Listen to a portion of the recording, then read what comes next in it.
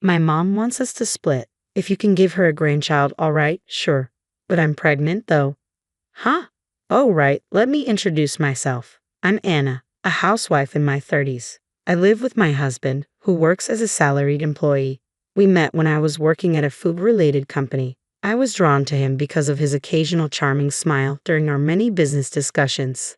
So, I took the initiative and asked him out. At first, he declined, saying, "Sorry, I'm flattered, but I have a girlfriend." However, a month later, he approached me and said, "I broke up with her. Can we start dating?" It turns out that after my confession, he started to see me differently. His girlfriend noticed the change in his behavior and asked, "Are you interested in someone else?" When he nodded, she suggested they break up, and he agreed. I felt guilty for ruining their relationship, but he reassured me with a smile, saying, "It wouldn't have lasted anyway. Don't worry." His words comforted me, and after dating for 3 years, we got married.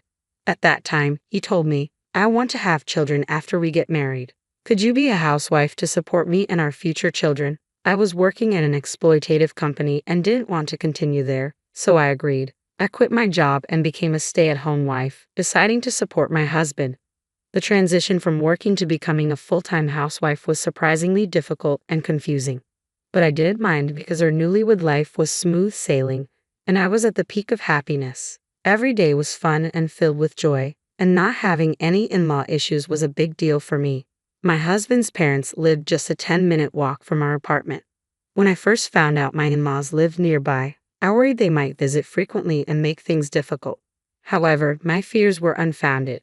My in-laws were incredibly kind, often coming over to patiently and kindly teach me various things. They never complained about our struggle to conceive and even told me, "I love you more than any grandchild. I've always wanted a daughter since our family is mostly men. Please let me love you like a real daughter." I adored my mother-in-law for that, and I trusted my father-in-law, who was a man of few words but very reliable. However, this warm treatment only lasted for the first few years. Over time, my in-laws' attitudes changed. My father-in-law became even quieter, and my mother-in-law's demeanor shifted so drastically that I wondered if she had a split personality, or perhaps this was her true nature all along. To give you an idea of the change, it felt like she went from +100 to -100. My once loving mother-in-law had become rather tough on me. Because we lived nearby, my mother-in-law frequently popped by our house, and when my husband wasn't around, she would nag me incessantly. She pressured me to have a child soon, saying, "I want to see my grandchild already, and that's your duty as a wife." Not too long ago, she had told me that children are gifts from heaven and that they come naturally when the time is right, so there's no need to rush. Moreover, she began comparing us to other families, saying, "I heard the family next door just had a baby, and the lady next door is pregnant too." This added even more pressure on me. However, no matter how much my mother-in-law pushed, it didn't matter if my husband wasn't on board. At the beginning of our marriage, my husband did say he wanted kids, but about a year after we got married, he seemed to lose interest altogether. Even when I tried to initiate intimacy, he would turn me away, saying, "I'm tired. Let's do it some other day," or "You're bothering me. I'm trying to play my game."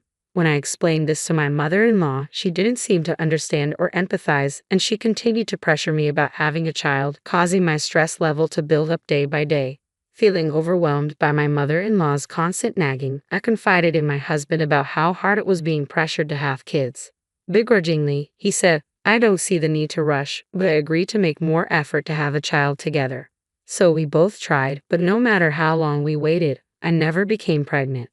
During this time, my mother-in-law continued to accuse me of not putting in enough effort, sparing my husband from any blame. I started to suspect that the stress from her constant pressure was affecting my ability to conceive. Unable to withstand it anymore, my husband and I decided to seek fertility treatments. Just when I thought I could finally breathe a sigh of relief, a new problem concerning my husband arose. Ever since we started fertility treatment, my husband has been acting cold towards me. He comes home from work and immediately retreats into his room to play video games, often ignoring me when I try to talk to him. That alone would have been bearable, but things took a turn for the worse when he started getting angry at me for spending a little money on sewing materials, my hobby, on stressful days. He'd take out his frustration on me. Whenever I tried to argue back, he'd quickly lose his temper and lash out, repeatedly saying, "Who do you think is providing for you? You're just a freeloader." and continued to behave selfishly. When I remind him that I only quit my job because he wanted me to, he doesn't seem to listen. One day, amidst all the ongoing chaos, my husband, who should have been off to work, was at home playing video games. When I asked, "Aren't you going to work?" he responded, "I quit." Apparently, he had quit his job without even discussing it with me. Shocked, I asked him why, and he snapped, "Get out of my business," and got angry. Frustrated by his uncooperative attitude, I had no choice but to accept the situation. I wasn't panicking about our finances as I thought we could manage with unemployment benefits and our savings. However, it became stressful when I noticed that my husband showed no interest in finding another job. With his job gone, he started staying home all day. I wished he would go out more, but his hobby was gaming. Aside from the occasional trip to the nearby convenience store for cigarettes, he spent all day at home playing video games. Compared to when he was employed, the time we spent together increased dramatically. If this had been back when we first started dating, I might have seen it as a good thing, having more time for intimacy. But not anymore. Spending more time with my husband, who, like my mother-in-law, had gone from being a +100 to a -100, only led to more marital disputes. Gradually, we realized that even just talking to each other was becoming stressful, leading to less and less conversation. I began to wonder, what's the point of continuing this marriage? I started feeling the limits of our current lifestyle and began thinking about ways to break free from it. One day, fed up with my husband wasting his time gaming at home, I finally lost my patience and snapped, "You're not a child. Stop playing games all the time. Find a job already." In response, my husband said, "Speaking of which, my mom told me to divorce you if you can't give her a grandchild." At that moment, I felt an unexpected gratitude towards my mother-in-law. Who would have thought she'd inadvertently assist me in this way? Ironically, I had discovered I was pregnant earlier that day and had planned to share the news that night. But now, perhaps it was best to keep that to myself, allowing me some distance from both my mother-in-law and my husband. I calmly replied, "All right, understood. Here are the divorce papers." I retrieved the already filled out documents from my drawer and handed them to him. My husband, clearly unprepared for my swift agreement to divorce, let alone for me to produce ready divorce papers, froze in surprise at the sight. His usual air of condescension vanished. He was completely taken aback. Though he seemed to struggle to say something, he felt compelled to follow his mother's advice and signed the papers without much hesitation. Throughout this process, he kept stealing glances at me, trying to gauge my reaction. After finalizing the divorce papers, we agreed to meet later to discuss matters like asset division. However, in truth, we had very little to divide. My husband, known for his spending on hobbies, had poured considerable money into gaming arcades despite criticizing my spending habits. Saving money was a foreign concept to him.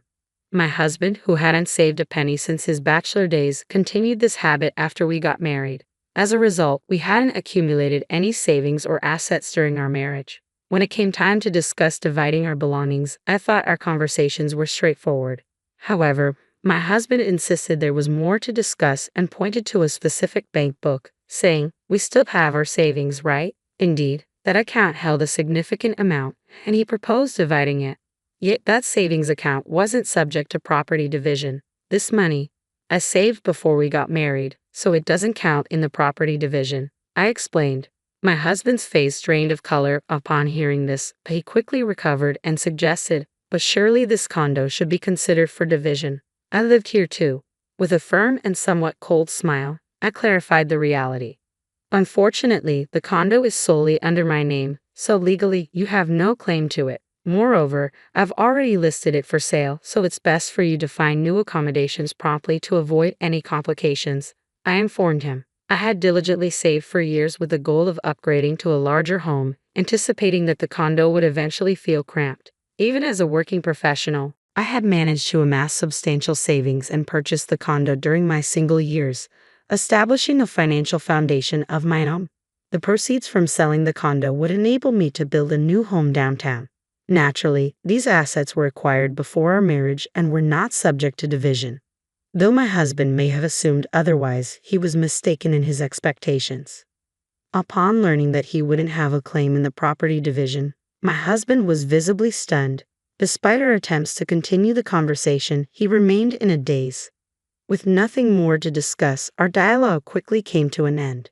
We proceeded to file the divorce papers, and our separation was finalized without complications. A few months later, I relocated to my parents' home where I received their unwavering support during the safe delivery of a healthy baby boy. I named him Richard, a name that signifies strength and ambition. Now, I spend each day cherishing moments with my beloved child and supportive parents. Naturally, I haven't informed my ex-husband. Should he discover the news, I can only imagine my former mother-in-law storming in, demanding, "Where's my grandchild?" After being evicted from the condo, my ex-husband returned to his parents' home, but the speed of our divorce left him reeling. He became increasingly withdrawn, rarely leaving the house, and his appearance became so unkempt that he drew attention from the police when he did venture out. It was a pitiful sight.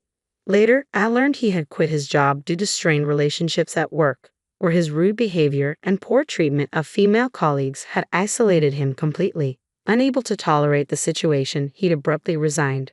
Perhaps his true nature had always been hidden. He had only shown kindness to me, a wolf in sheep's clothing. 3 years later, I found myself managing a craft store. My regular visits to a local craft store caught the attention of the owner, who approached me one day. "I'm considering retirement. Would you be interested in taking over, Anna?" she asked. With my parents providing strong support with childcare, I had ample free time and was considering re-entering the workforce. Declining would mean the store's closure, inconveniencing many loyal customers. So, after careful consideration, I decided to take on the responsibility of running the store. Today, while serving my occasional regular customers, I was surprised by unexpected visitors. My former mother-in-law and ex-husband. "This shop suits you quite well, doesn't it?" they commented casually. "Sure, Mom. Look, this fabric would look great on you," my ex-husband added, attempting to be congenial. Annoyed by their transparent flattery, I cut to the chase and asked, "So, what brings you here?" That's when my former mother-in-law blurted out something nonsensical. "Give me my grandchild back." Apparently, she had somehow learned about my child and had intentions of making him the heir to their family home. "You were already pregnant when I brought up divorce. Why didn't you tell me?" "I wouldn't have agreed to divorce," accused my ex-husband. "I wanted the divorce, obviously. If you had known I was pregnant, you would have done anything to stop it," I retorted sharply to my ex-husband and former mother-in-law. Then my former mother-in-law continued her nonsense. "So, are you going to give me my grandchild or not?" "I want to be with my grandchild as soon as possible. You've had him for 3 years now. It's my turn." Stunned, I was interrupted by the arrival of my parents and my son Richard, who appeared with concern, asking, "What's going on? Is there a problem?" It turned out they had been alerted by a regular customer and rushed to the shop. Then, as Richard held hands with my parents, my former mother-in-law exclaimed, "Oh, how adorable. He looks just like my son did as a child. Look, I'm your grandma." She attempted to approach Richard, but before I could intervene, Richard firmly declared, "I only have one grandma," and clung tightly to my mother's side. Sensing tension, my mother calmly suggested to my former mother-in-law, "Under the circumstances, it might be best if you leave." Ignoring her, my ex-husband demanded, "Just hand over the kid," as he tried to forcefully snatch Richard away from my parents. Stepping in front of him to protect Richard, I was easily brushed aside due to my smaller stature. "Richard, be careful." With my ex-husband just inches away from grabbing him, a sudden movement caught us all by surprise. "What?" Looking up, I saw my father, who had executed a flawless over-the-shoulder throw. It turned out my father had been a police officer and had competed in national judo championships during his youth. My ex-husband, unaware of this background, was left speechless from the pain, staring at my father with a mix of astonishment and helplessness. "Well then, if you plan on causing any more trouble for my children or grandchild, we may have to involve the authorities." "What will it be?" my father asked firmly, displaying his police badge to my former mother-in-law. Caught off guard, she paled and hastily grabbed my ex-husband's hand before fleeing. Since that day, I've had no contact with either of them, nor do I care to know their whereabouts. A few years later, inspired by my father's bravery, Richard expressed his desire to follow in his footsteps and become a police officer. "When I grow up, I'm going to be a cop too, and I'll protect you," he declared. Now, he's dedicated to his studies with a focus on achieving his goal. Under my father's mentorship, Richard practices judo and has gained recognition among his peers for his skill. As for me, I'll continue to support and watch over my beloved son as he grows.